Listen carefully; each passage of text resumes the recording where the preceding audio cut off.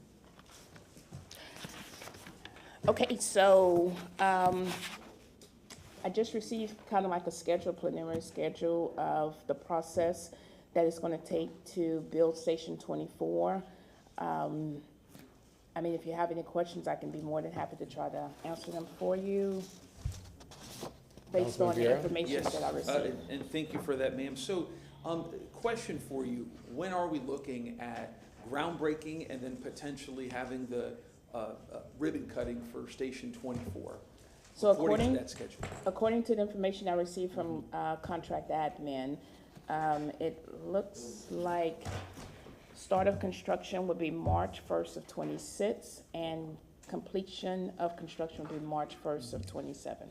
So, and thank you for that, man. We appreciate it. And we know, Chief Tripp, that on a lot of things, you're always, I mean, I remember when you first got in here, one of the first things we jumped on together was 25. And, you know, the issue with 24, where we, with Joe Greco was then the head of the union, and I see Mr. Stocco here, Joe Greco and the administration and yourself worked together to first get everything done for 25 to help out with 13, right? And then we decided to have 24 focus on North Tampa as opposed to New Tampa because of the issue with Station 13, Yes, sir. which was 1 out of 23 stations in the city, but that area took up 1 out of 7 calls. So 25 is a down payment, and then 24 was going to sort of be the big finish to everything. So, and I'm sure, and obviously you have your position in terms of where you're at in the administration, et cetera, but I know from your, just the things that you've done, that you want this thing to move fast, obviously. The men and the women that you talk to, whether they're at Station 11, Station 13, that whole area, they want this thing to move fast. So in fact, I remember when I spoke to the union on this about, because we dealt with this in the 23 budget, I think we put design, and then in 24 we funded, and then we were looking at bonding for 24 as well as for fleet maintenance. The issue was the location. And when I spoke to the union, I said, hey, listen, if we go out and you know, try to fight for a home run as opposed to a double or a triple, they're not gonna have the property, and God knows how long, it could take 3 years, 3 or 4. Well, we're here, and we're hearing that it may take 3 or 4 years with the property, right? So my big question, Chief, is to the administration is, we have the property, why are we looking at a ribbon cutting on this 2.5 years from now when the property is there?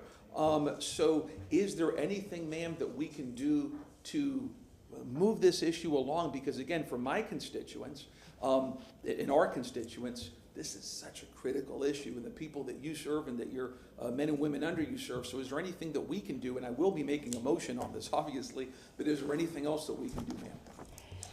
So, Councilman Vieira, my expertise, of course, is saving lives and property. So when it comes to this here, I, expected it to be sooner. I don't know the ins and outs of it, so I wouldn't be able to speak on that. And once again, as you stated, the funding was put in, and I just thought maybe we'll be breaking Yes. ground next year.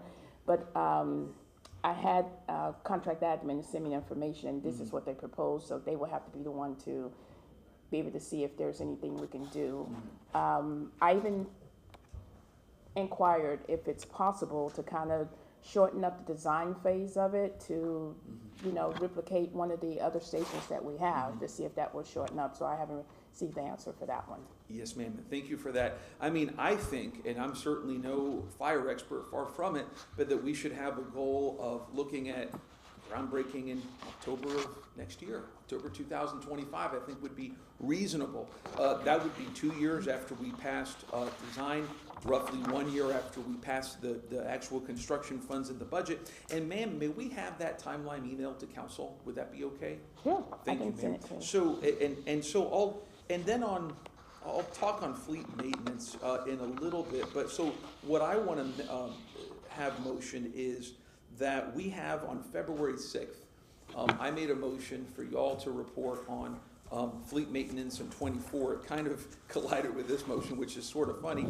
to make sure that you guys have enough time to get all the departments down, right, that need to take a look at this timeline. I'll be making a motion at the end to have the appropriate representatives in the departments to look at a timeline or a plan for shortening getting to 24. Because I just think that, again, given the urgency in North Tampa for this, I think that's something that's very, very important. And thank you for that. And then in terms of fleet maintenance, such an important, did somebody say something? Oh, yes, ma'am, please, go ahead. Sorry, Councilwoman just to Hertzog. divide it up.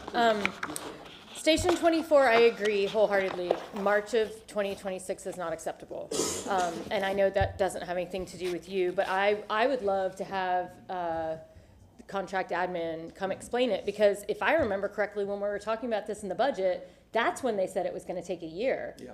So, or actually that was before. That was when we were initially talking about the budget. So that was like July. So I did a ride along at Station 11 Monday night and found out that's the newest station I've ever been to. It's only 10 years old. It was beautiful in terms of the design. So I have talked to you about design before, so I got to see it. I got to see the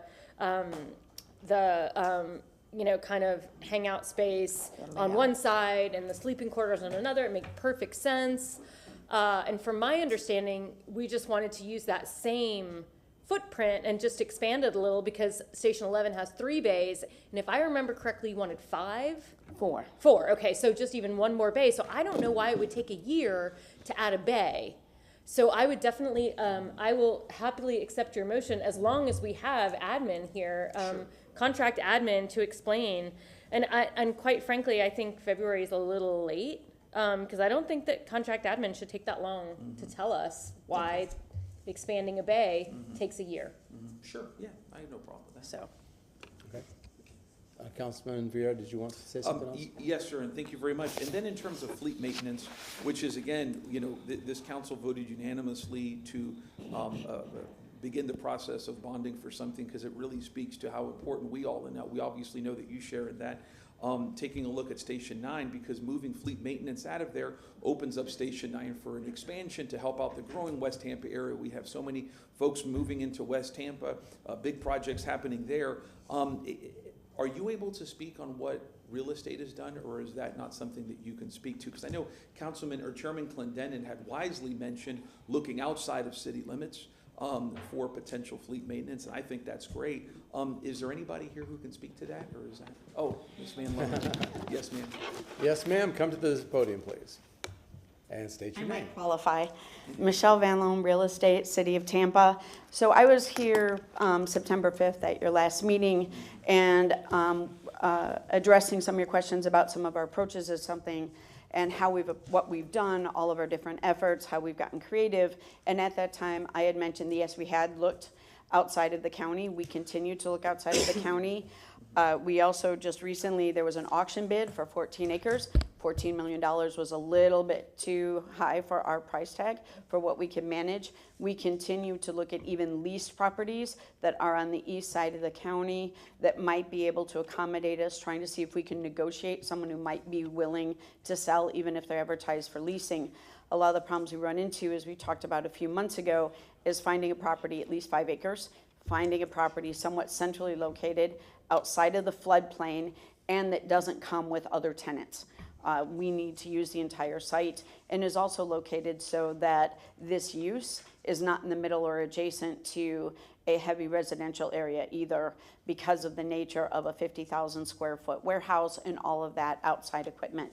So with those constraints and trying to find a 5-acre site, but we do continue to look outside the county. On November 19th, we had additional properties that our staff went out. We continue to talk to Chief Tripp and continue to cold call anyone that we can find that we might be able to make it use. I also talked about in September the 2 properties that we were working on. The one that was our first site, the property owner, we're just over $1.5 million apart. We're just not gonna be able to make that work as of now. There's no movement at all on the part of the seller. And we just are not a developer who's gonna flip it, that can afford those kind of prices. The second site that I started to talk about a little bit in September, that owner was out of country. They are back. We have a draft contract with them. We have our first appraisal. At the end of next week, after the holidays, before the end of the week, the second appraisal, which is required for over a $500,000 acquisition, they're giving us a verbal on what that second appraisal will say, so we're not even waiting for the written report. And based on that result, we'll be able to tweak that contract and continue to move forward. So we are really hoping that that property does work out. The location is prime, it works for the fire chief, so hopefully by the time you come back in January, we can say, yes, we are in the process of, we wouldn't be able to bring the contract right at January 9th, just with the holidays, but bring by the end of January, early February, an actual contract for sale on that property. That is our goal. Lately, though, we haven't been super lucky, so we're gonna cross every single finger we have. So just to clarify the record, I know you said outside the county, what you meant was outside the city. It's outside the city limits, yes. Just to clarify the record. Yes, yes, we're not looking outside of For Hillsborough County. perpetuity, yeah, okay, very good. Anybody else? Councilman Viera, do you have anything else? Yeah, a motion, may I make a motion at this time, sir? For new business No, or is it's for germane to dealing the? with this. Yeah, Oh, yeah, yeah, okay. it's on point. Go ahead, go ahead. Okay, yes. So we have right now on February 6th of next year, Tampa Fire Rescue and Real Estate Department were to provide an updated report on the status of property acquisition for fleet maintenance, the status of Fire Station 24, and some different issues. I would like to add on to that, if I may. A verbal and written report consistent with what's been requested by the administration, including contract administration and any other departments that may be needed, that may be relevant for this, on what needs to be done for a plan to shorten the timeline for a groundbreaking on Station 24 to October of 2025. Okay, we have a motion from Councilman Viera, a second from Councilman Miranda. Councilman Hurtak, I saw you go in for your microphone. Did you have something to say? Okay, okay, that's it. Anybody want to speak? All those in favor of the motion say aye. Aye. Opposed? Ayes have it unanimously. Councilman Hurtak. I just had one more question that, again, anytime you go hang out in a fire station, those folks have solved the whole world's problems, but they also give you a whole new line of questioning and things to think about. And one thing that we talked about that I hadn't considered, again, for a while was downtown and Channel Side. I know that Water Street is working on their second development north of the development they have. Have there been any conversations about fire station in that area? Does anybody know about that as they create their development? Not from fire. I actually have not been involved with the development side of it, so I Okay. don't know if economic development have had some conversations about that. I'm not sure. Chief of Staff, do you know anything about that? Chief of Staff Bennett. Good afternoon, Council. Good afternoon, Public. John Bennett, Chief of Staff. I'm not aware of a relationship between the developer and the fire needs. Typically, those would come from a level of service, and response time that we've talked about. One thing I know both in police and the fire side that I've worked on is population, of course, doesn't correlate to a level of service directly, but it is something to look at. And I know some other things are coming across data-driven wise about our growth and our needs. So I'm sure that's something for us to watch, so thank you for bringing that up. And the reason I bring it up is because by the time the rezoning comes to us, we're told that we can't, advocate for something at that point. So I just think, I believe I could speak for all of us when I say, we would like to advocate for it now. Yeah. So that when it does come to us, even if it's just an empty shell space that we can then fill later, something that fire can hang their hat on, so we know that we can reach people, even if they only use it for rescue cars right now, and then eventually have an engine. Medical calls are still going to be an issue regardless, because as more people move to that area, there aren't enough people. Yeah, and there's a lot of tactical and infrastructure solutions to meet those demands. And I will tell you, we had a project where we in a developer's agreement proposal, there was space for that in that exact area. The project never went forward, so therefore we didn't have the space. But, so that's top of mind when these things are at the table, so. Okay. Thank you for that feedback. Yeah, I mean, because I know Thea is involved as well, working on that extra space that they have now that the railroad is gone. So I do believe, and basically I'll just say, I expect to see something like that Sure. when that development comes forward from either Thea, the developer, us as a city. How do we all work together to make that happen? Yep, absolutely. Thank you. Councilman Carlson.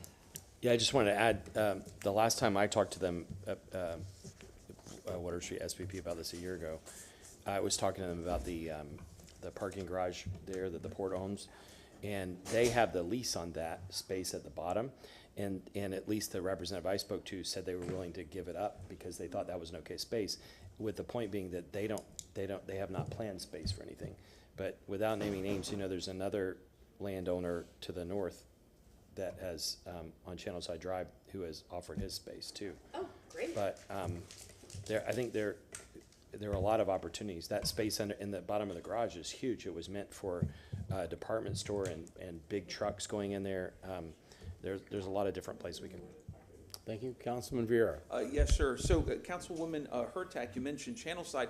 That's actually attached to the February 6th motion. Oh, great. But if you would like to do a separate motion, because that motion is, a bunch of different issues, or maybe not now, but maybe when we come back, think about it, No. because that's important. I agree, and so honestly, if I were to do anything, I would just, I would say I would amend your motion to talk about maybe getting Ms. Feely here to talk about, maybe that would be the department that needs to come and let us know how they're working or how they can work with you to see what we can do to incentivize getting that in one of the developments as we go forward. So I think that would be my motion to amend to have Ms. Feely join us to speak about what she's doing in development and growth management to find space for another fire station. Claire, is you're making a motion and for what date? For It the would- February 6th, amend the Yes, February because 6th? Channelside is already part of that motion, so I'm amending it to say, to have Ms. Feely join us to talk about the development portion. Okay, I have a motion from Councilwoman Hurtak, a second from Councilman Vieira. All those in favor? Aye. Opposed? And if I may, I didn't know, I don't think Mr. Stocco has anything to say, doesn't look, if you wanted to add anything, I think. Okay, You just good? making sure. Okay. Thank you. Thank you, Chief. Thank We you, Chief. appreciate it. Appreciate it. Thank you so much. Okay, if I have correctly taken notes, I believe we're at item number 92 now.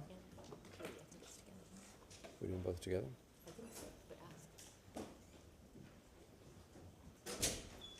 Do we have a CFO in the room? I saw him earlier. He vanished on us. Wow. Happy holidays. Yeah, happy holidays. Happy holidays.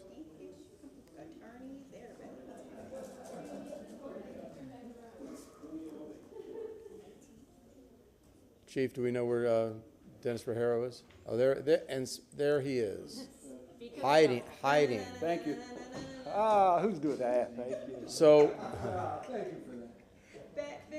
I was actually wondering why everybody was leaving the room before I got up. you have that effect. Right. It's funny. It's funny because it's true. All good humor is based in reality. Mr. Harrow, Yes, would sir. you like to do 92 and 93 together or separate? I would, in fact, I would. We've got kind of a multi-segmented presentation for you because, we've got an original motion, 2 amendments, so you've got 3 actions taking place over two agenda items, 92 and 93. So, Okay, so we will address 92 and 93 together. State your name and start. thank you very much. Dennis Rajero, Chief Financial Officer. Good afternoon, Council.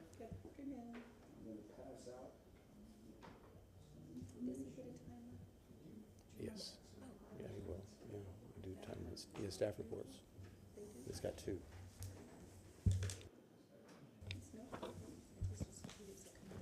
Because it's a staff report.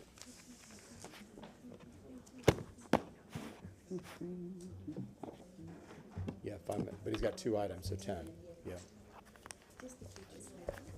This is the initial presentation. So, Mr. O'Hara, we have time limits of 5 per item, so you've got 10 minutes. If you need more time, let me know. Thank you. I imagine I will need more time. But part of it depends on just how much Yeah. council wants to hear me talk. There you go. We're gonna try to let you present without interruption, Okay, thank you, appreciate that. and I'll stop interrupting now. I'll stop interrupting now. Thank you again, and thank you in the back for putting the presentation up.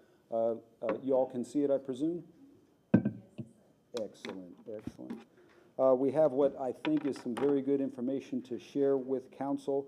I'd like to kind of set the table and frame it. We're going to share a great deal of information, and there's even more to come. Again, we're kind of segmenting it, so if I could set the table with a little bit of background information. Before I forget, I would be remiss if I didn't thank, as has been the case in the past, Ms. Kopesky. I sure appreciate your dialogue and discussion with me and my team as we've worked to create this, what we think is a very, very good product. I also, are your screens flashing? Just mine. If anyone's listening in the back, my screen's going off and on. But Should we have an ambulance crew standing by? yes, could you? That'd be great. Well, we'll just keep plowing ahead. So, hey, sir. He's like, How's that funding for Fire Station 24? and I believe that completes my time. Thank you. It stopped flashing. Thank you in the back. I also, again, would be remiss if I didn't thank, my accounting and budget teams for really working it down to the wire for this information. Some information I'll pass out a little later. You'll see that it's dated as recently as yesterday. It does not get that much hot off the press, much more hot off the press than that. So I sure appreciate their efforts. You'll note as we go through this presentation, and if you're looking through it, we often reiterate that these are unaudited. And we want to make that very clear because while we've got great confidence in our numbers, as council knows, and I think much of the public knows now, after the first of the year, by law, we have an outside independent third-party CPA firm come in and audit our financials for the previous year. So we've got great confidence, but we want to stress that these have not been looked at by an independent third party. Finally, in one of our briefings this week, and I hope you don't mind, Councilwoman Hurtak, you had stated, and again, I hope you don't mind me repeating it, what I thought was a very, very good point. This is our first time doing this. Typically you'll receive this information not until May, and you're getting it before the end of the calendar year, right before the end of the first quarter. So we imagine this is going to be simply the start of a long conversation. We've got a good story to tell, but as is typical with finance, there are a lot of caveats and a lot of nuances.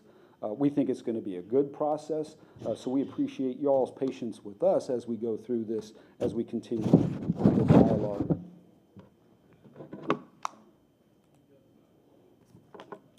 And that was my introduction.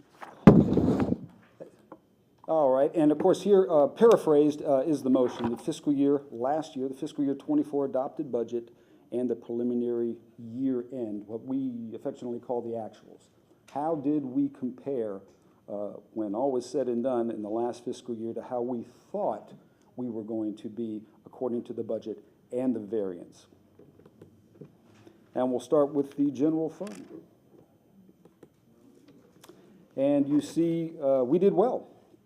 We did well, although, as you've heard me say before, as you heard me say last year, and as I'll say again, variations of anything less than 3 to 5% at this scale are very tight, very, very tight. This is a good story, but 2% or less variation, that's a bullseye. That's a bullseye. There are various reasons why it is so close. Some of it's a little bit of luck, I'm not going to lie to you. But much of it is very, very good expertise and experience on the part of my shop, on the part of the departments, on the part of City Council. I mean, after all, y'all are the ones that approve the budget. And on the part of the mayor, on the part of the whole team, because when it comes down to it, we're trying to predict the future, okay? And as we try to predict the future, though, and you've heard me say this before, we're not setting it and forgetting it. We're participating the entirety of the city, including council, in active financial management. And that's the best practice. You want to chart a course, but as conditions change, you need to change if you still want to make that destination. And that's what you see here.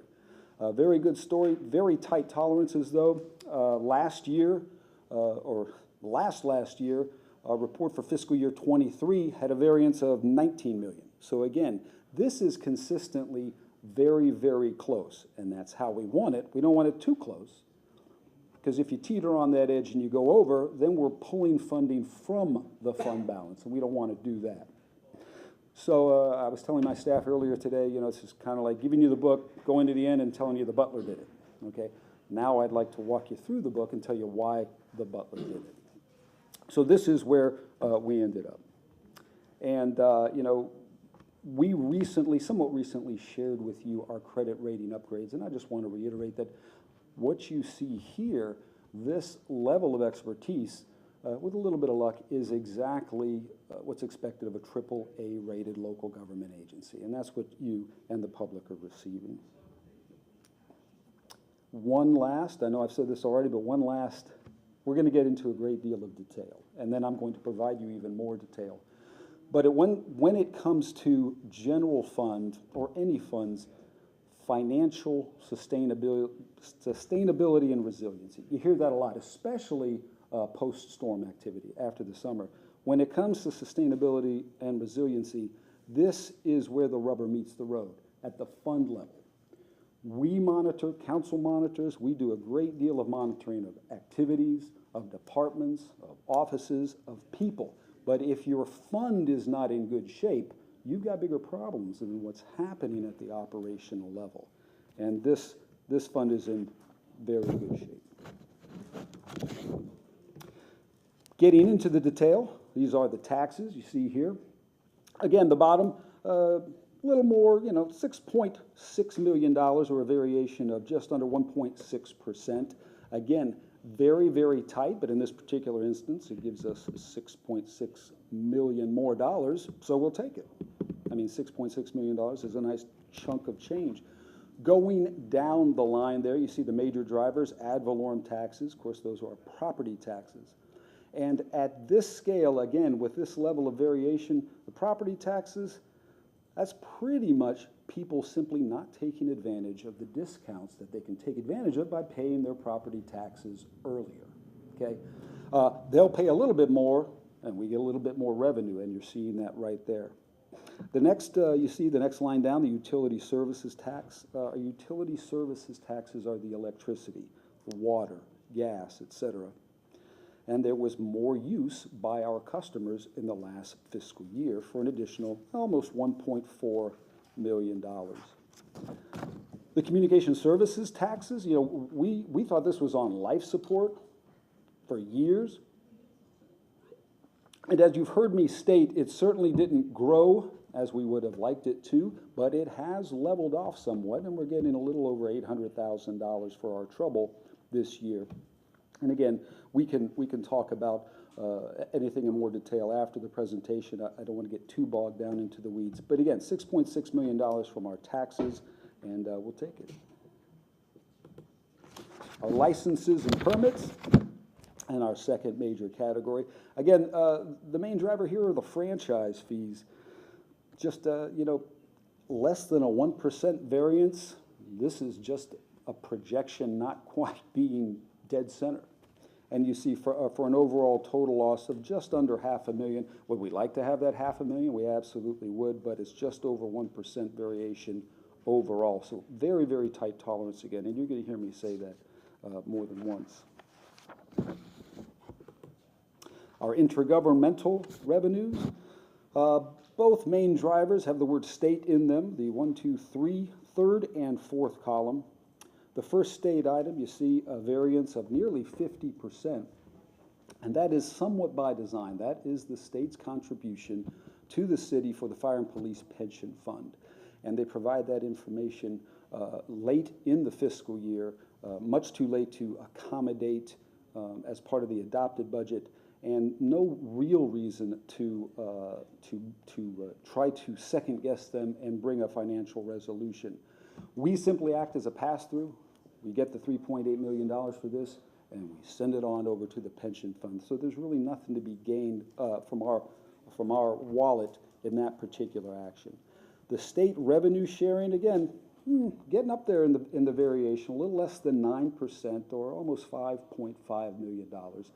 This is a formulaic distribution by the state, and it primarily represents an across-the-board statewide reduction in sales taxes associated with spending on items that are subject to the sales tax. Not much we can do there but grin and bear it, because again, it's based on a formula and it's distributed by the state. You see the net at the bottom, again, a variance of just over 1%. Do I need to ask for more time at this Yes, point? CFO, can you estimate how much time, and then we can make a motion for that? I have it, and again, I can make it as brief or as long as council would like, but I've got at least another 20 minutes. Another 20 minutes? Yeah, Yes. Okay. make a motion for 20 minutes. Okay, we have a motion from Councilwoman I'll Hurtak. try to We have a councilman, skinny it down. we have a motion for Councilwoman Hurtak, a second from Councilman Miranda. All those in favor? Opposed? So to add 20 minutes to clock, please. And mainly because we haven't had a chance to even look at this ahead of time, so.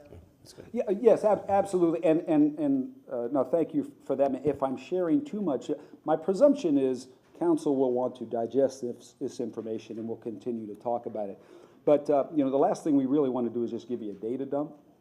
But if you find I'm elaborating a little too much, I'm happy to condense it, and of course, we'll continue the discussion and we can come back. But thank you for indulging me in the meantime. And that's pretty much the story on our intergovernmental revenues, Council. Our charges for service, again, the bottom line, still just shy of a 5% variation or variance, but you see more variation among the line item levels. The big driver here is the public safety services. Those are your EMS fees and fire and police extra duty. This is, from the city's pocketbook perspective, half a good story, because it's about half extra duty, which again, we're simply a pass-through.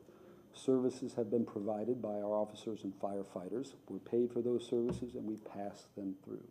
The other half are the emergency management, our EMS transport fees and ALS, BLS, et cetera. That increase, about half of that, is due to somewhat recently we increased the EMS fees, you'll recall. And in keeping with a message and methodology that we'll continue to repeat, Council will recall we increased those fees and we've indexed them, okay? You've heard that with solid waste, you've heard that with stormwater, you've heard that with water, you've heard that with wastewater, because from our perspective, and I think Council agrees, we need to get into a position where we're not falling behind and keeping a pace.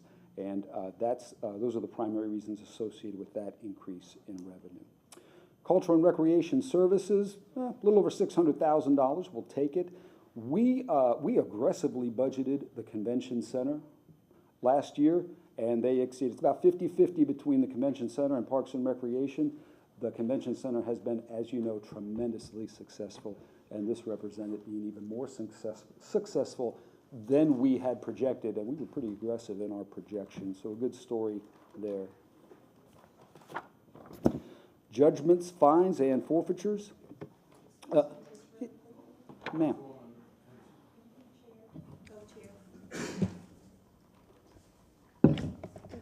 Where, on the slide before, the convention center, does it fall under culture and recreation services? Or Yes, ma'am, I'm sorry if I wasn't clear. Yeah, you have the convention center and parks and recreation, and together, I should have mentioned in the beginning, these are the state mandated chart of accounts titles.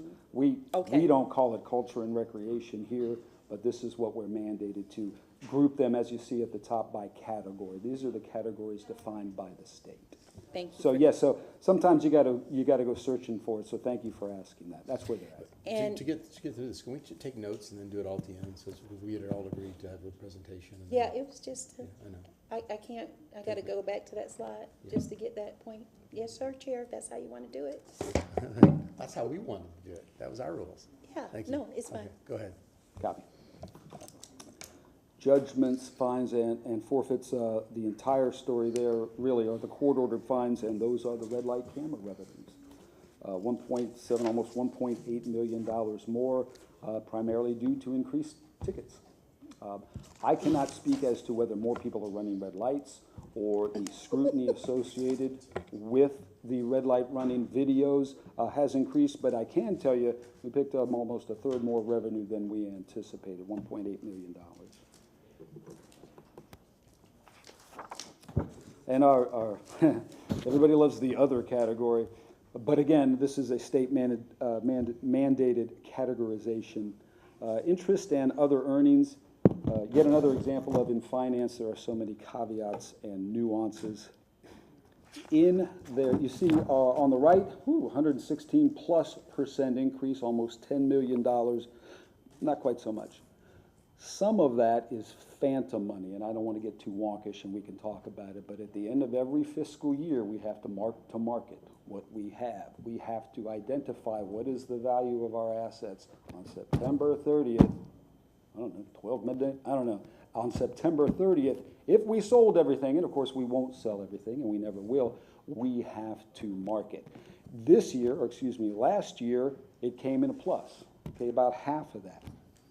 So when you see that $9.9 million, about half of that are the interest earnings. Again, we have to categorize them according to the state. You see it there. So what you probably already know is if you were an investor last year, it was a fantastic year. We're seeing that across the spectrum, Fire and Police Pension Fund, the General Employees Pension Fund, and that stayed the same for those funds that we invest while we're waiting to use them, while we're waiting to pay as we store up the property taxes. So again, what I'd call half a good story there also. The use of fund balances, well, let me talk about the proceeds, because you're going to hear this a couple times. You see we adopted no budget for proceeds, but we actualized $2.3 million. Well, what happened? I don't know if council remembers, but somewhat recently we brought to you a series of financial resolutions associated with the Government Accounting Standards Board. It's GASB 96, as it's affectionately called. And if you'll remember, GASB, which we adhere to, came down and decreed that if you have long-term agreements associated with software, you have to treat those like a debt because they are long-term liabilities, just as any other debt is. So you may recall that $9 million worth of activity ended up netting to zero as we moved millions from a number of different accounts to other different accounts. And part of that, just part of it, because you'll hear about it again, was this almost $2.3 million. You'll see a like reduction elsewhere in the presentation. The use of fund balance, you'll see there the adopted budget, $12.1 million, and we spent none of that. And that's because you don't spend from fund balance. You hold it in abeyance, and then you appropriate it with council's permission to the particular spending categories. So it's a little disingenuous, but it's right. But you don't spend from a reserve account. You don't spend from a fund balance. You appropriate the fund balance sometime into a reserve, and then you appropriate the reserve elsewhere so you can spend it, et cetera, et cetera. And again, we can get into more detail if you'd like to, but a couple of outliers that just don't really tell the story at this level. And here you have the general fund revenues in total. Again, a variance of just over 1.5%, or $10.5 million to the good.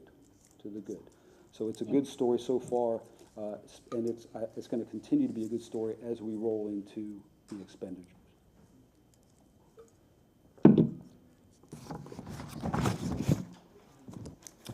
And here are the expenditures. I'm going to tell you, as expert as we are, nobody at this scale, at almost $500 million, is relying on expertise and experience to come in at 0.03% variance.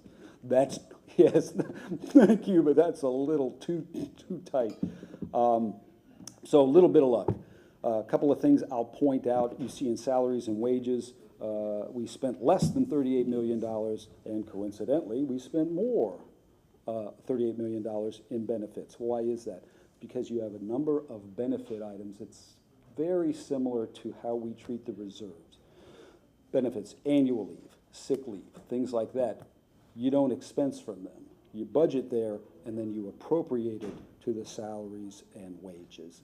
So you will often see a negative and a positive, nothing nearly that close typically, but you're appropriating funding in one area and you're spending it in another area. So it really is, at this level, conducive to look at those two items in toto, and you see that there. Dead on, a lot of expertise, a lot of luck coming in just that tight. In our operating expenses, you have a bit more variance, and I'm okay with that. You got a couple of drivers here. Your operating expenses, we spent far less than we anticipated. You see that right there, almost $17 million. A little bit of luck, but a lot of active management. Again, council experiences it almost every council meeting, where we will bring to you financial resolutions recommending that you move money based on either what's imminent or what we think is going to happen in the medium or long term. And you see that there. Very, very good job of managing the operating expenses. Unfortunately, in the fixed and allocated costs, vehicle repair and fuel costs came in just over 11% more than we anticipated. Anecdotally, I think we are making headway on the vehicle maintenance expenses as we continue to replenish the fleet, but I think everybody's aware we were starting from quite the disadvantage in terms of replacing our rolling stock. And so, for a net savings, as you see at the bottom, of over $13 million. Oh, you know what? I would be remiss in looking at my notes. Some of that operate, I don't want to mislead. We did a great job of active managing, but again, you'll recall that GASB 96 software or something, or that's in there. You'll recall the increase elsewhere and a decrease here. So good active management, but again, you've got that GASB financial resolution that we brought to council in there. On the capital front, quite a variation, and you see most of that is the computer hardware software. You'll never guess what that is. That is the GASB 96 software. So because as we're pulling it from other accounts, we're also adding it into there. So on the surface, it looks like we drastically overspent our computer hardware and software. Well, again, we were compelled to make that change according to the Accounting Standards Board. Debt, quite a bit larger, you see, under the principal. And once again, I'm not making this up, that's GASB 96 and the software. Again, you'll see it under debt, an increase. Why? Because we're treating it as such, as a debt. Is it, I won't go down that rabbit hole, but is it a bona fide debt issuance? No, but it is a long-term liability again. And it's probably more accurate, and they certainly decided that it was, probably more accurate to demonstrate to council, to the mayor, to the public, what kind of long-term obligations we have. And our grants. Again, aid to other organizations. That is primarily our Social Action and Arts Fund. I think a workshop associated with Social Action and Arts Funds is imminent. I think, if I'm not mistaken, next month. So we can, of course, I anticipate we'll get into more detail on that then. Again, the wonderful other column here.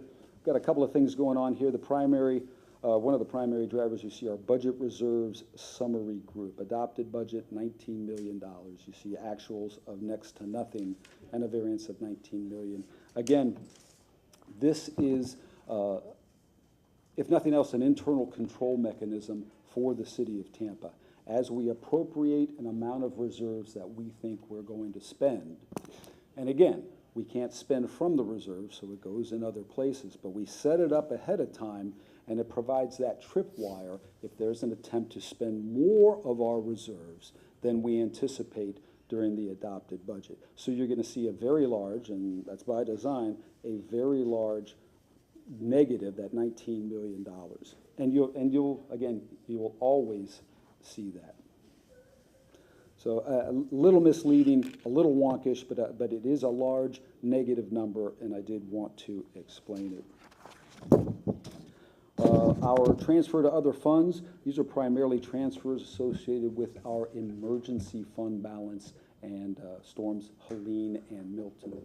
We'll get into a little more detail of that in a moment, but again, as council is aware, we have an emergency fund balance of $7-odd million, pardon me, and another, an insurance reserve, the number escapes me, so what you're seeing there is the city, is us making use of that emergency fund balance in the aftermath of those storms.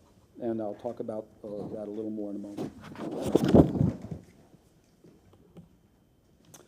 And wrapping up here is the expenditure total. I don't know if I need to just stop. We still got a little less than 2%. Again, a good story. We spent less than we anticipated. As long as we're continuing to provide the services, I think that's always a good story. And again, at this level, that's a bullseye. And here is that end of the book we were talking about. Again, this was one of the first slides that we talked about. $23.9 million, better than we anticipated. And what I'd like to do is expand on that just a little.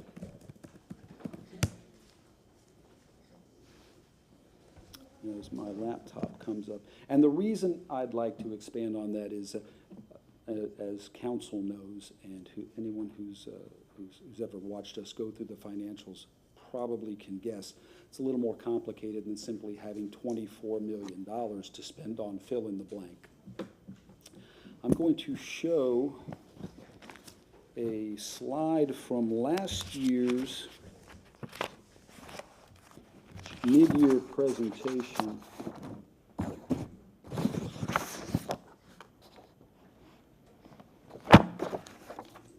If I can have the Elmo up, please.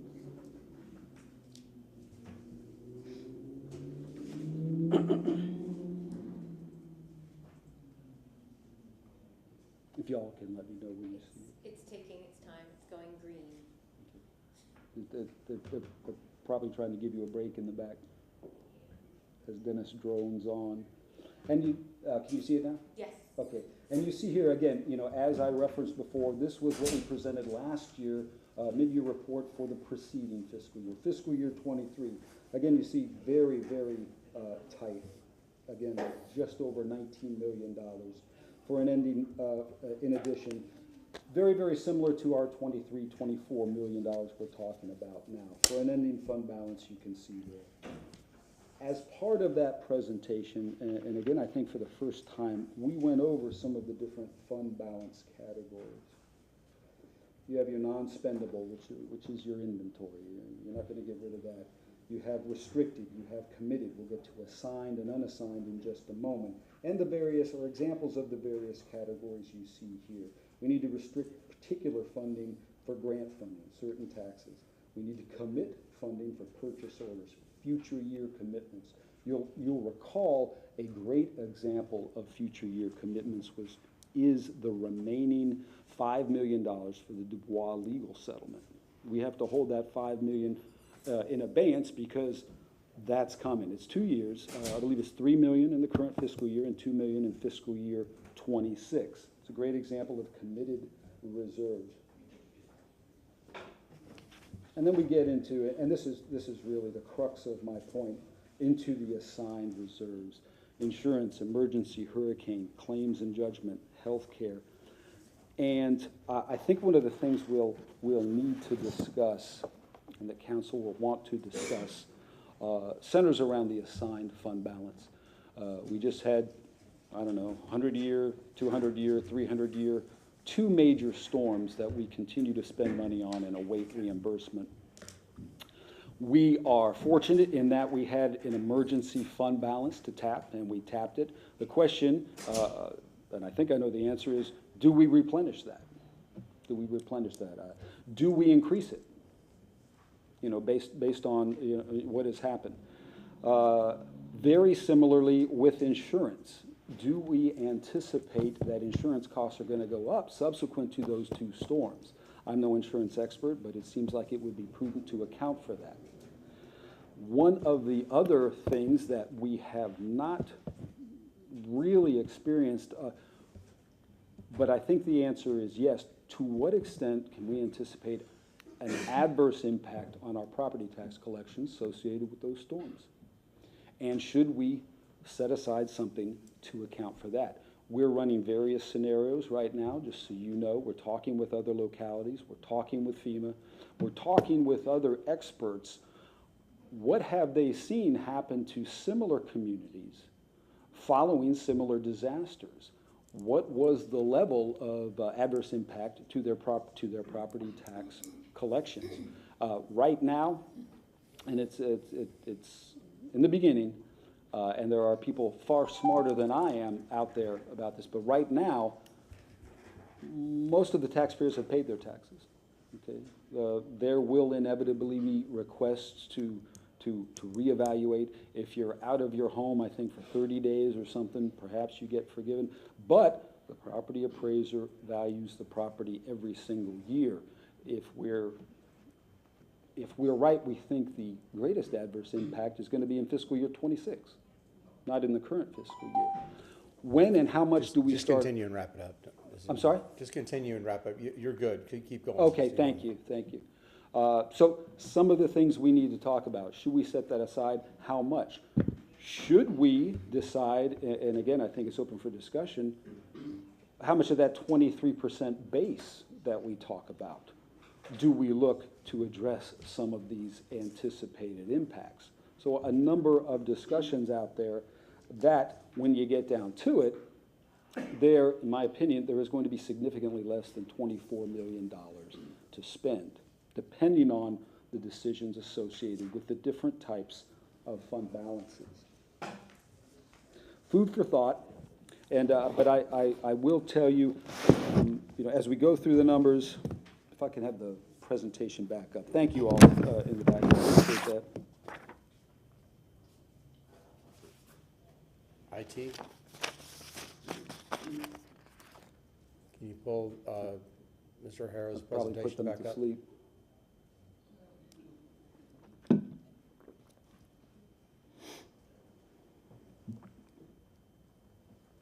Maybe not.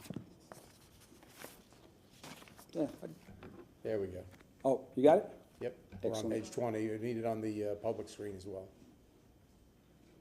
Oh, okay. I don't have it on my screen, but It's coming up. It's coming up now. Oh, okay, there you go. I'm just impatient. All right, thank you. So, and I've saved probably the largest impact for last. You've got $24 million up there, but as council knows, as our budget increases, as our operating expenditures increase, the amount of funding we have to hold in unassigned fund balance to meet that 23% also increases. That's just about $11 million. So if council wants to continue holding that unassigned fund balance at 23%, $11 million has to come off that $24 million figure. So there's $13 million. And then, in my opinion, you get into those sub-discussions we just talked about. Hurricane fund balance, adverse impact property taxes, insurance increases, things like that. So it's a good story. Again, don't get me wrong, but there is far more to it than just simply $24 million floating around out there.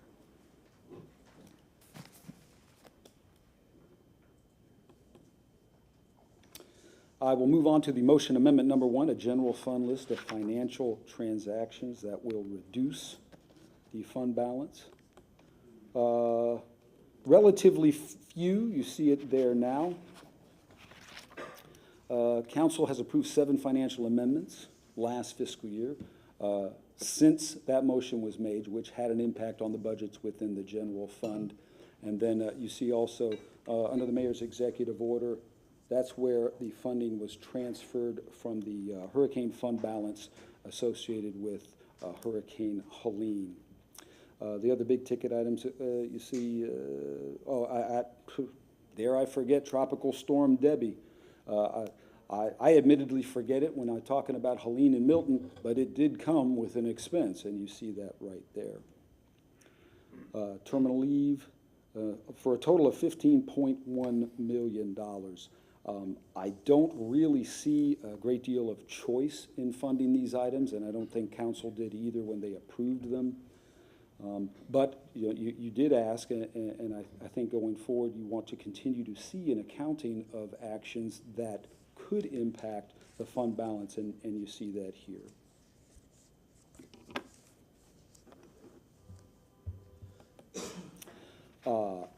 Thank you. I do have two other things, which I think will be very brief. The first is, this was not included in the motion, but we figured, and again, thank you, Hager, in discussion with Ms. Kopesky, since we were already engaging in the exercise anyway, we also have similar information for the enterprise funds that I just shared with you for the general fund.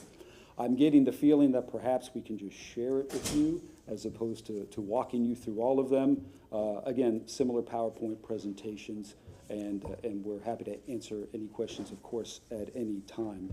So if you'd like that, we can pass that out to you also. Absolutely. Okay. Yes, So is that good with council? Yeah. Okay, yes, thank you. Thank you, sir. And here he comes now. Oh, wow. I asked you what those were for. I'm sorry, what's that? She asked what these were, and I couldn't tell her. Oh, yeah, oh. Tell her they were her Did Christmas I swear you to surprise. secrecy? I saw that earlier. It was your Christmas present. Okay. We'll wait for him to distribute those, and then we'll move on. And thank you, Oh, council. so it's not, oh, those are different, okay. Mr. O'Hara, thank you very much for a comprehensive presentation. This is the way to do business. Thank you very much. Council questions? I saw Councilwoman Hurtek. Thank you, you're very welcome, thank you, council. Well, I just want to say thank you. Thank you so much Very for well. compiling this, for working with Ms. Kopesky on it. Now that she kind of has gotten to know us, she knows some of the types of things that we're looking for. And this is something you may not be able to answer, but just certain things that are coming to mind. In that 19 million in the variance from the 2023 budget, what did we end up spending that money on? Off the top of my head, a component, and I couldn't tell you what it is now, a component would have stayed unassigned to meet that 23%, that Sure. level. And then after that, I'm out. Okay, But okay. we can find that out. Yeah, I mean, I think that would be just interesting, because then it would help us figure out what we have, or what has historically been done with the money that's left over, Yeah, that's to good kind question. of predict how we could use it. So I just have a couple of questions, and again, these are things that you can come back with, and coming back, just to mention, we have a budget workshop coming up for February 27th. Is going to be the bonding capacity Oh, yes. yes. and the capital improvement report. So anything, that might be a good date to bring back some of the answers to this. If I were to make a motion, which I might, That but, would be timely if you want to do it. yeah, well, what I'm saying is, Or you want to just do it another day and just, well, okay, so we can do it multiple ways. If you want, I mean, I think we all have some questions. Maybe if we get them, when we come back from break. well, I was gonna say, if we could get them to your office by the first week we're back from break, would that be enough time to have answers by the end of February? I think, I was going to ask you, when is, roughly February when is that? 27th. 27th? Yes, ma'am. Okay. Yes, thank you. So then what I will do, in order to say, in the interest of time, is I will make a motion for all of council to go through these documents, to come up with questions, to send them to both yourself and Ms. Kopesky, and to have them due back by, I believe our first meeting is January 9th, so January 10th. Second. We have a motion for Councilwoman Hurtak, a second from Councilman Carlson. All those in favor? Aye. Opposed? Shouldn't Ayes you- have it. Don't you want to make a motion so that, to make sure that he has the follow-up to this attached to that day? Oh, it's and, not and I'm specific. sorry, and to have the answers provided to us at the February 27th workshop. Copy. Second. Okay, so we have a motion for an addendum to the motion. We have a second from Councilman Carlson. All those in favor? Aye. Opposed? Because I have a feeling have you'll it. have some similar questions. Or, Agreed. And, Yeah. and I apologize, I was writing, what were the January date references? just so we need to have the questions to you by the 10th, Thank you. which The is day the after our Friday meeting. Okay, thank after our first meeting back. Thank you. So that's our responsibility. Thank you very much. Okay, I saw Councilman Carlson's light first. Councilman Carlson? I'll hold questions and long comments, but just real fast, I thank you again for the transparency and detail that you and your you're people very are welcome. going Thank through.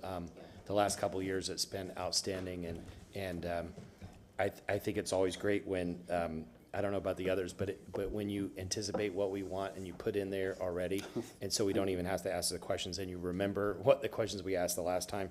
And the public really appreciates this because they very much want confidence and transparency into all the government. The other thing, though, that I would ask you, this is just maybe a formatting thing, but on the enterprise, which we'll talk about later, it would help if, because I'm a business person, I'm a private sector person, but also it would help if we had like a P&L, because what I'm doing is flipping the pages back and forth to see, like, parking says 42 million and then expenses are 47 million. So does that mean we lost 5 million? Nowhere does it say that, so. Understood. And Yes, so- we're kind of making you do the math. Yeah, so the value there would be to figure out, how are we gonna fix that? Are we gonna cut costs, or are we gonna try to increase revenues? Where are we headed? We can flip pages, but if we had that, I think it would help the private sector people understand the numbers better. Thank you. Understood. Councilman Carlson? I'm sorry, Councilman Miranda, excuse me. I'm looking at you and calling, I can't tell the difference. I can't tell the difference. One thing, I caught my eye, that 5.5 million had for Hurricane Helene, I guess. Yes. Is that all your hard costs, is that cost that might be coming in from somewhere else? I believe it was all hard costs. Again, I'm going from memory, and if I can, let me back up a little bit. As council knows by now, you've got debris costs, you've got compensation and benefit costs, et cetera. So those were hard costs, and I'll segue just a little bit. One of the reasons we're fortunate to have the fund balance that we do and the liquidity that we do is because we are floating a great deal of expense and will continue to float a great deal of expense associated with these storms. I will compliment FEMA. They are reimbursing funding faster than I've ever seen them reimburse, but there is still a necessary time frame to float an amount of money, and in our case, it's millions of dollars. I think I over-answered your question, but yes. Thank you. So I have a question. Does anybody else have any questions? Yes, sir. Reference the reimbursement, the FEMA reimbursement, government, federal reimbursement for the city. How much where do you show in these documents that we just saw what that's gonna look like at the bottom line as far as these expenses? Do you think it's gonna be close to parity of like 100% of storm-related expenses? You won't find them here because we haven't accounted for all of, Right. we've got, and I'm oversimplifying it, but we basically got two things. We've got expenses, that we've already had to meet or that are short-term and imminent. And then we have the long-term expenses. I don't think they're going to achieve, as you said, parity. FEMA has, and the federal government have instituted a few different scenarios wherein, and I'm sure you've read about it, if you can accomplish debris removal is a great example. If you can accomplish this much within 90 days, they'll reimburse you 100%. Great. But, we have the typical expenses that we experience, compensation and benefits primarily, wherein federal government will reimburse 75%, the state will reimburse 12.5%, and then we're on the hook for the other 12.5%. I think we're going to, from a proportionality perspective, be better off than we have in past storms because of the amount they're really willing to reimburse. I also think we're going to spend less money or have more liquidity because the speed at which they're willing to reimburse, up to a point. For instance, we've got almost $30 million going from memory inbound right now, which is unheard of in my experience from a turnaround time from FEMA's perspective. I hope that answers your question. Yeah, it does. So the reimbursement coming in, we'll be able to reimburse our fund as well. Yes, sir. And yeah, so, okay, so we won't have to worry, when you talked about, do we have to reimburse, well, there'll be money there to replenish this. We don't have to create new money for that, so. Yes, and if I could just expand just a little bit on that, you may have read recently that the city of St. Petersburg, for instance, they took out, I think, a $50 million, I don't know if it was a line of credit or bank note, to help fund their expenses associated with the storms. So far, we don't see the necessity for that on the city of Tampa's part. Undoubtedly, they're doing what's... Sounds like good planning on somebody's part. Yes, yes, well, we'll take it. Now, you never know what black swan is out there, right? But, and undoubtedly, they're taking the best action for their particular municipality, as everybody is. But so far, because of our liquidity and our significant fund balance, we don't see the need for that. Okay, very good. Any questions? Anything else? Well, I think that wraps it up, and what a great presentation. I really appreciate that. Thank you very much. I appreciate that very much. I do have, at the risk of overstaying my welcome, Too late. Too late 25 minutes ago, Dennis. I do have number 93. Yes, you see the treasures over here. Okay. This was a request for the actual revenue showing increases and decreases compared to the adopted budget. And we have provided this, or I'm about to provide it. It's 241 pages, about 40 lines per page. What it replicates very closely is the line item budget we gave to council back in September. So clearly, not conducive to a PowerPoint presentation. I think we've probably covered most of the issues in the categorization presentation. But again, we've got a great deal of detail for you. Is that Christmas I'll pass homework? now. Is that what you've just given us? Merry Christmas. Happy New Year. Numbers, gotta love numbers. And I can pass them out now or later, whenever. This is as good a time as any.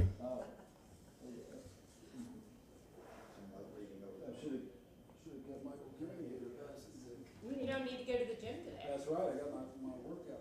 We didn't keep you up all night, did we? What? Council, I think that completes That would be the it. assignment. Well, thank you, sir. Have a Merry Christmas, and I appreciate Y'all too, thank you as always, I appreciate it.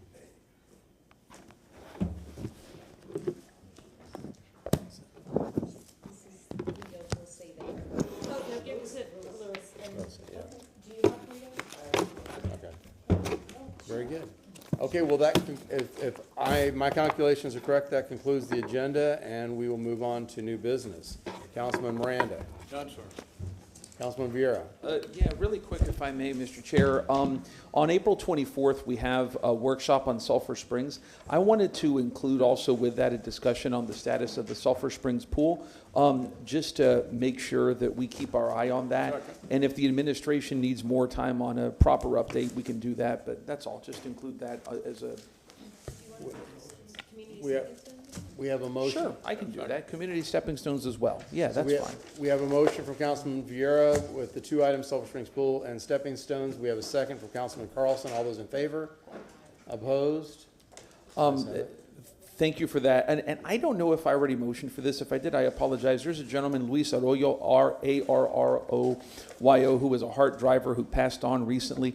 He was formerly NYPD and was at 9/11 at Ground Zero on September 11th of 2001. There was as an officer, and he died, and I was going to give him a city council, or strike that, his family, a city council commendation to his family and survivors at the heart meeting. I may have already motioned for this, but just to be sure, that's all. Okay. We have a motion from Councilman Vieira, a second from Councilwoman Hurtak. All those in favor? Aye. Opposed? And then lastly, we had done a motion on Local 754 getting the documents they need on public safety data ahead of the March 27, 2025 meeting. And we saw a memo from, or strike that, an email from Mr. Stocco regarding, I think it was like a $6,000 cost or something. So I would like to do a motion urging that the documents that are necessary be provided to the union. $6,000 entails a lot of work. I'm glad to meet with someone from the administration and Mr. Stocco in between, because again, when you see 6,000, we don't want people taking 10 hours on something, whatever it may be. But that a motion, again, reiterating that the documents that are necessary to be able to acquire this information for the March 27, 2025 meeting be sent to 754. And again, I'm glad to meet with people because, you know, not just to throw it on somebody. That's my motion. We have a motion from Councilman Vera, a second from Councilman Miranda. All those in favor? Aye. Opposed? Ayes have it. And that's it. Thank you, council. Appreciate it. Councilwoman Henderson. Thank you. Dr. Chief, Celine, Dr. Chief, can you come put this on the overhead for me, please? I want to show y'all that. I have two motions, one here left by the chair. From Maniscalco, this motion says that he would like to make a motion for Feeding Tampa Bay to make a 10-minute presentation on their annual report on February 20th, 2025. CEO Tom Mintz will be presenting.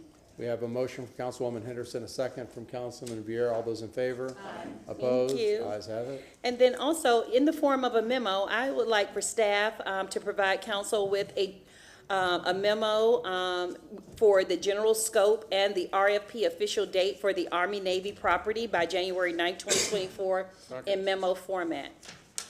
We have a motion from Councilwoman Henderson, a second from Councilman Miranda. All those in favor? Aye. Opposed? Ayes have it. Oh, good. I was going to explain myself, but okay. And then lastly, last week I, did a call to action for staff to support me in going over to the Walton Academy to celebrate Christmas with the kindergartens there, and it was very successful. I have some pictures and videos, but this is a card that they provided just saying thank you. And one of the feedbacks from one of the young men young boys that received a football, he said it was the best day of his life. And so I'm just so thankful for you all supporting such a wonderful thing for, some young kids at Walton Academy. Their school flooded, and, it took them a little bit longer to get back to the business of education. So this is just one way to, show some love, and I appreciate it. And that's them saying thank you. Thank you. Thank you. Councilwoman Hurtak. Yes, thank you. So I have a motion. Mr. Bide has requested a continuance for a staff report on sidewalk in lieu fees that is currently scheduled for January 23rd, 2025. Mr. Bide requested a new date of March 27th, 2025, so he has time to meet with both the Tampa Bay Builders Association and THAN prior to his presentation. So I move to continue the staff report on sidewalk in lieu fees from January 9th to March 27th, 2025. We have a motion from Councilwoman Hurtak, a second from Councilman Miranda. All those in favor? Aye. Opposed? Ayes have it. Okay, I move to have staff prepare a written staff report for January 23rd, 2025 with the number of current leases the city has for land and or buildings, and for each, the monthly cost, the length of lease, and the use of the leased building or land. Second. We have a motion from Councilwoman Hurtak. We have a second from Councilman Miranda. All those in favor? Aye. Opposed? Ayes have it. We had to reschedule the commendation for Harry Hedges due to the hurricanes, so I would like to reschedule his in-chambers commendation to January 23rd, 2025. We have a motion from Councilwoman Hurtak, a second from Councilman Miranda. All those in favor say aye. Aye. Opposed? Ayes have it. And I would like, we heard from Community Stepping Stones today. Is anyone planning on doing an motion? Because if not, I will. Mr. Herrero is in here. I sent you a message. Did you want to address that? Okay, Council. Okay, Mr. Rogero, can you, or Chief, would you like? Yeah, one of you, because we found out that we appropriated $20,000 during the summer, an emergency appropriation. They didn't get it till November. And so I'd like to hear about that, and then also about why it's taking so long for them. I mean, this is an underprivileged community asset that we just absolutely, I know council supports wholeheartedly. In Sulphur Springs. In Sulphur Springs, so. That we took based on the pool being destroyed as well. Yeah. The, also just a sidebar comment toward it is that, brain freeze. Come on, this is their first time receiving social action funds. So I was equating it to the possibility that they needed to complete the paperwork, because I know that, you know, also took some time for some of the first timers. Yeah. And I'm just wondering if that was part of the reason, prior even to the emergency funds. But when you're told it's gonna be on the December 5th agenda and it Yeah. isn't, and then you're told it's gonna be on the December 19th agenda and then it isn't, like, we Okay, need so to know let's- what's going Let's on. let them respond. Chief? Yeah. John Bennett, Chief of Staff. So that was the first encounter I heard about that. When I came in this morning, I was approached, and I learned about the 5th, and then, of course, the 19th, and now beyond. I sent a note out to legal, Osea Wynn's portfolio, and copied Chief O'Hara as well. Andrea went into the on-base queue. It seems that it's sitting in between, in the Parks and Rec space, which is handling this. So anyway, I also emailed everybody that was here when I heard about it. And I said, I know Dennis and I will work on everything possible to make sure it is on the 9th agenda, as well as to Councilmember Henderson's point, it is a hefty amount, be going from 20 to 75, only because of all of that. I think all that's been done. I think it's in the on-base queue, and I think there were some absences. And I'll be talking about proxies in addition to that. So that's something I'll have to reverse engineer based on what I saw in the queue today. But I can tell you this is the first time I heard of it, dove right in, got everybody on board. I agree with you, Stepping Stones was a big part of my crime reduction in Sulphur Springs back in the day, so I know what its value is. Speaking of the 20,000, I know we accelerated that administratively. I can't speak to why it was November. Is there a suggestion of these things getting walked through as opposed to relying these electronic queues? So somebody Well- take ownership in it? So that's kind of the challenge triangle. So we have the budget side, we have the legal side, and we have the subject matter But side. if there's a single point of contact that people Well, walk these things we're through? growing into that. So Okay. this whole agreement process that is beyond in the code is a work in progress to get a single point. We could almost use like a grant specialist or somebody Right. that's sitting, and that's something we're talking about, is to see, and I'll let Dennis maybe speak to that somewhat. But we're all taking a piece of it, but then, you know, as they're working on the scope of services, that's where it tends to get between the provider and the city, trying to get those scope there. The rest of it is boilerplate, and then the queue is a process. So most of the machinery works, it's just really getting that scope of work down on these new providers, if you This will. particular issue got caught in the queue though, right? This one's caught in the queue, and that's just, you know, that's government bureaucracy, and we'll work on the proxies for that. Councilwoman Henderson? Thank you, Chair Pro Tem. Why did this fall under Osea Wynn's portfolio is one question, and just also to council, this is coming to our January 30th workshop, about social action funds, so that's gonna provide us with the opportunity to, you know, shore up some of these very, you know, to get some best practices in place. Yeah. But why is this falling under her? So when the each of typical them social are, action does not? yeah, so each of the social actions and arts funds are parsed out to the subject matter expert lane. So for example, whatever the deliverables are, we don't have a social office. So everybody who touches the closest thing to that deliverable, for example, there's been some social action and arts funds that deal with feeding. We really don't have a social service division. So we try and look for the closest match, and then whoever takes that works on the scope of services with that partner. For example, we've sent some recently to communications that were on your agenda today. And so all these things are growing into their lanes of traffic. Once the boilerplate's refined, the process is refined, the proxies are, and the repeatable ones, then we'll get much smoother. This is the first year we're really seeing the sonic boom of agreements, so. Mr. O'Hara, you have something to add? Yes, thank you. I just wanted to give credit where credit's due. You know, as you heard the chief state, you know, he texted Administrator Wynn and myself, so she and I discussed it earlier today. Unfortunately, she's not available now, but she says she's on it. She's running it down. Maybe we could have our budget analysts kind of like watch these things as well. Yeah. Yeah, we talked about it today at lunch. Add that to the list. Yeah, it's on Poor her thing. list Yeah, already. Councilwoman Hurtak? Yeah, I just have one more thing. I wanted to update you all since we cannot talk any other time. I told you I sit on the TMA board for the TPO, and we had our meeting when Dr. Wong was here on Thursday, and the very next day I had my TMA meeting.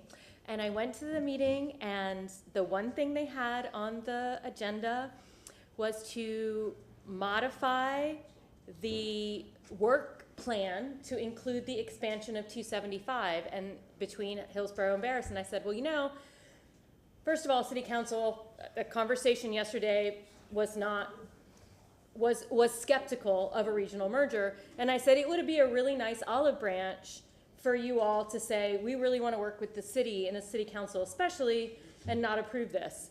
And they basically said, we don't care about you, we're going to approve it anyway. So just, which I thought was really interesting, because I thought, you know, like, we really want to work together. And of course, that's my animated take on it. But basically, they said that it was regionalism that mattered, and that what the city of Tampa wanted didn't. So I told you I'd keep you updated. That's the update. Thank you, Councilwoman Hurtak. Councilman Carlson? Yeah, thank you. I have a few small ones. You know, the Jackson House was on the agenda today, and we moved it last week to February 20th. You saw today, some of you saw today, I was talking to Dr. Collins, and we reached out to her before. We've also been talking to Dr. Angela Scott, who has been representing the foundation by email, and I'll show you that in a second. But just in light of the information that they've given me, I'd like to change the title of the motion, the name of the item on February 20th. On that day, there's kind of a carrot and stick. I want to take the stick out. So I'd like to make a motion to change the name of the Jackson House agenda item on February 20th to, quote, presentation of the Jackson House renovation plans by the Jackson House Foundation, because the foundation says they are ready to present. Wonderful. Okay, we have a motion for Councilman Carlson, a second from Councilwoman Henderson. All those in favor? Aye. Opposed? Ayes have it. I want it to that point. This will just take me a minute, but I want to hand out these documents to you. These are documents from 10 years ago. I talk about what my involvement was with the Jackson House, but I also want to show you just some historic documents.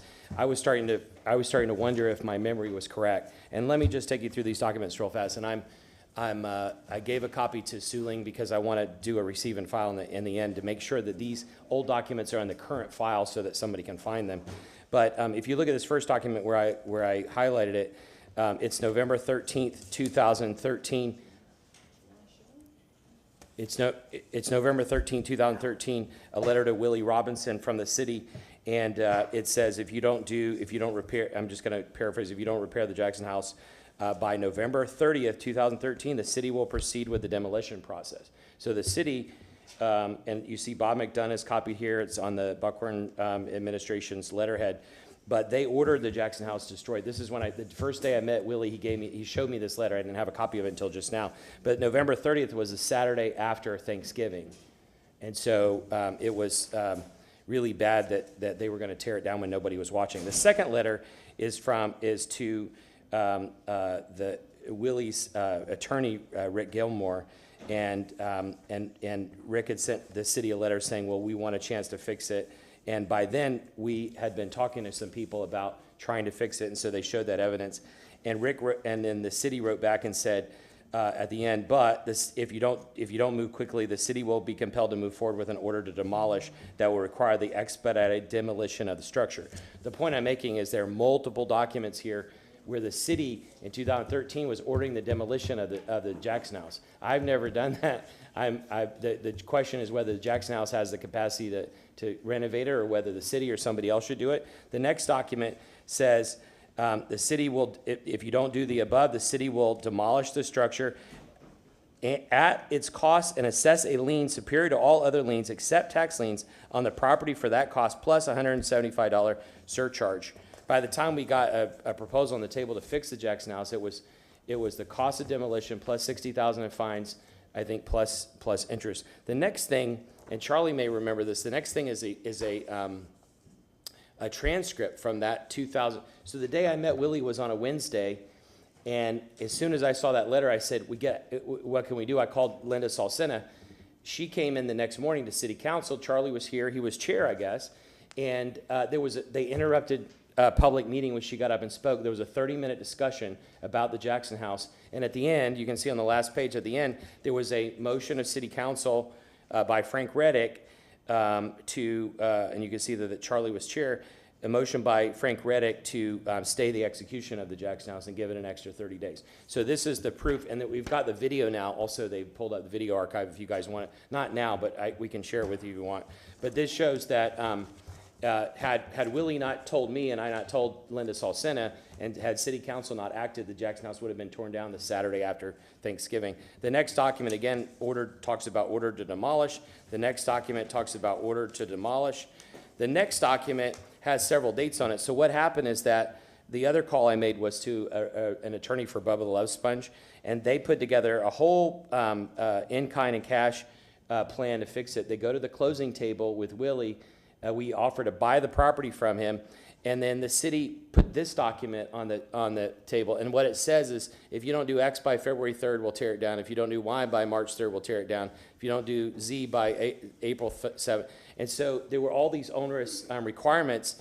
And then because of that, the next letter is the Bubba Love Sponge Foundation. All the donors walked because they knew it was going to be torn down anyway. And you see on here that they said, in good faith in having conversations with you, we thought you were going to protect it and allow us to do this, but now it appears that you won't, so they pulled out. The next document is just the videos of Dr. Collins coming a year ago.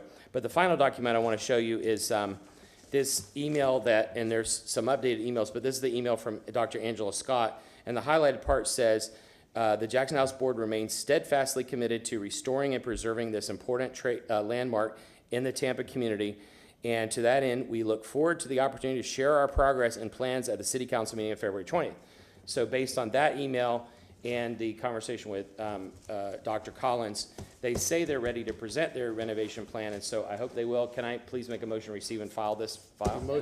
Motion to receive and file, second from Councilwoman Hurtak. All those in favor? Aye. Opposed? Ayes have it. So the next couple are sorry it's taking so long, but on January 30th, we have a workshop, and there's a discussion about updating the stormwater plan. And when we add as amendments to the motions, sometimes they get lost. And so what I'd like to do is make a couple small motions that would ride with the bigger motion so that they're separate. And I would ask stormwater people, don't just combine them and give us a summary, answer each question. And to be honest, these things I'm going to ask for are coming from multiple conversations I've had with stormwater staff in the field, talking to residents, and residents doing research, asking tough questions and good questions of stormwater. And so So having separate ones will technically probably exceed the number of items, but can we get? What it really is it's like an amendment.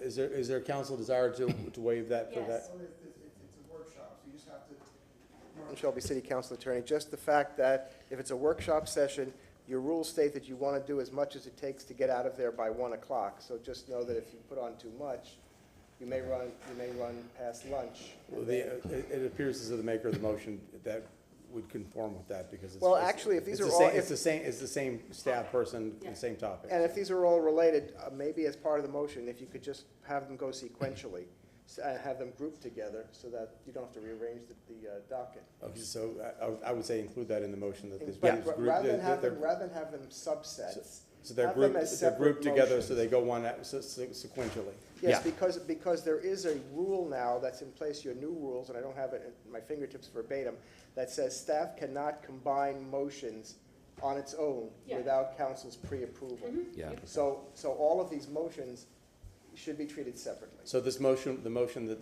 the councilman is going to make will be the individual motions that will be presented sequentially at that workshop. Well said. Okay. So the city, just to let you all know, you may know this, the city has hired a group of contractors. The lead one is called Land and Water, and they're the ones doing the broad analysis on the stormwater plan. They're doing the analysis today we're supposed to talk about maintenance. They're doing the analysis on maintenance and the CIP. They're going neighborhood by neighborhood. They're going to be meeting with neighborhoods, and the concern of the neighborhoods is that as you're doing your analysis, we need to get some projects moving potentially because we're gonna hit the stormwater season again.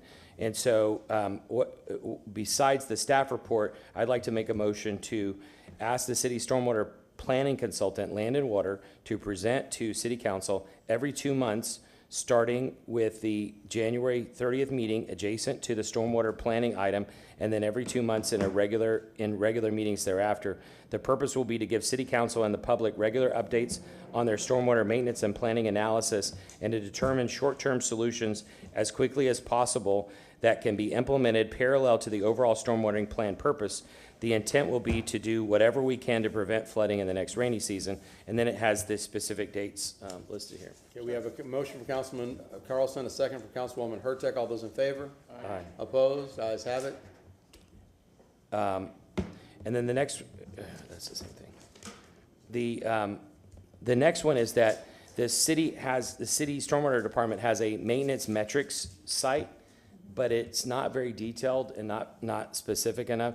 And so adjacent to these others, I'd like to make a motion to add a stormwater maintenance metrics update adjacent to the stormwater plan discussion on January 30th. Okay, sequentially, we have a motion from Councilman Carlson, a second from Councilman Miranda. All those in favor say aye. Opposed? Ayes have it. And the last one, I've got two more, but the last one on this topic, there's some very specific things that as experts and others have been looking at that they'd like us to include. Again, motion to modify. So we have the thing that was on today was a quarterly stormwater update. And if you look at it, it's the same report over and over again. Interestingly, Palmacia Pines didn't appear until the last couple months. It was in none of the original reports. But anyway, it's the same report over and over again. I'd like to modify the quarterly stormwater update, which was in item number 95 today, to read as follows, quote, administration to provide a quarterly report on stormwater to include 1, stormwater plan updates, 2, stormwater fee/budget update, 3, maintenance efforts mapped by district, including a map showing hotspots in need, 4, infrastructure performance after the storm events, 5, commentary on each CIP project, including a summary, quantified performance towards stated goals, and cost-benefit analysis, ROI. Councilwoman Hurtak. Second for discussion. So would this replace? We have a motion from Councilman Carlson, a second from Councilwoman Hurtak. Discussion. Councilwoman Hurtak's recommendation. So this will replace what's there already. So basically what you're saying is keep what's there, but add a maintenance portion. Well, what it says right now is something like a written quarterly report on stormwater plan. And so we're adding these 5 things in there to make it more specific about what's going on, because maintenance is a big thing that's not there, but the budget really is not exactly there, and infrastructure performance is not there. Could we have it as a second document so they could keep the document, the form of the one they have, and then have a second document? Or does number 5 kind of make them redo that document? I think that in number 1 and number 5, that stormwater plan update, and number 5, commentary on, I think those two kind of cover what they're already doing. Okay, well then my second holds. And perhaps staff, if they have the issue with it, they can. Yeah. So consult Councilman this would Carlson replace about- the language that's in 95, and then it would carry along in the same way Yes. every two. And if staff needs clarification, they Do can you consult have- with your office. And so that is a motion to amend a previous motion. Is that correct? Is that the way you take this? Yes. So, okay, so it's a motion to amend. Okay. Okay, so we have a motion to amend the previous standing council motion from Councilman Carlson, a second from Councilwoman Hurtak. All those in favor? Aye. Opposed? Ayes have it. Thank you. Last one, I sent this one out in advance. You guys can vote this up or down, but we can talk about the issues later. But as we have a lot of really smart people in the community, and we have some content experts, and as they're watching presentations on things, they check it with the facts. They check it with documents, and they check it against other facts in the public. And at least on their recent Parkland Estates thing, they have Parkland Estates Civic Association has 3 pages of errors that they found. And so I would like to make a motion to ask legal staff to return on February 20th, 2025 with a draft ordinance that would require city staff and representatives to be sworn in prior to presenting or discussing city projects and that they be informed that they must be truthful in statements they make. Ideally, the ordinance would also contain penalties such as the immediate termination of employees or contractors who are found to have presented false testimony under oath. Okay, so I have a question. I have a question about that. So you're asking them to come back on 20th with a proposal for this? Is that Draft ordinance. draft ordinance? Okay. We have a motion from Councilman Carlson. Is there a second? Is there a second? The only on way I would motion? second this if he does the same thing for city council members.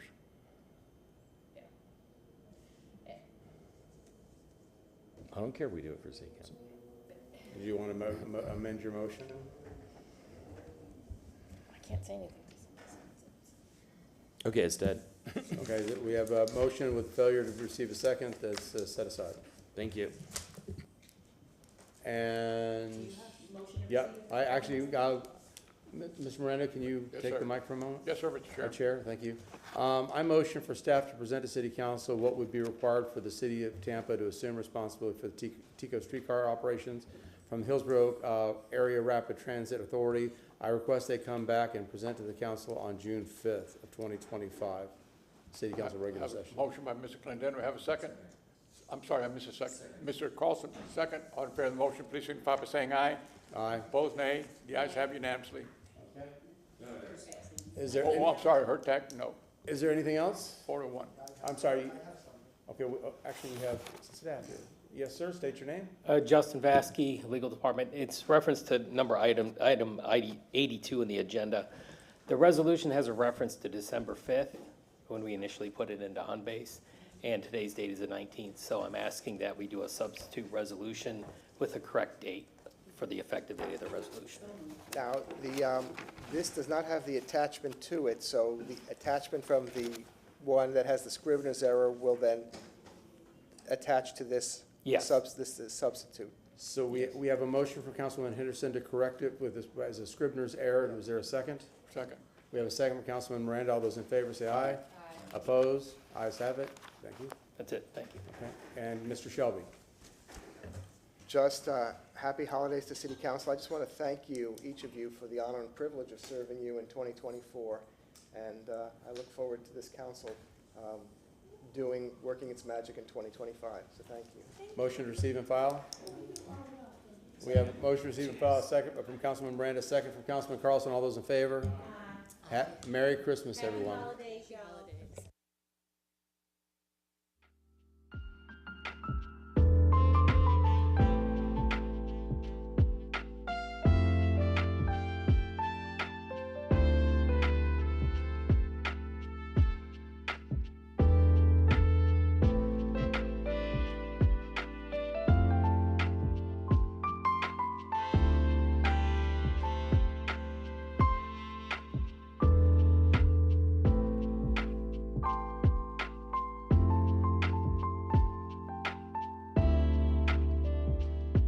The plug.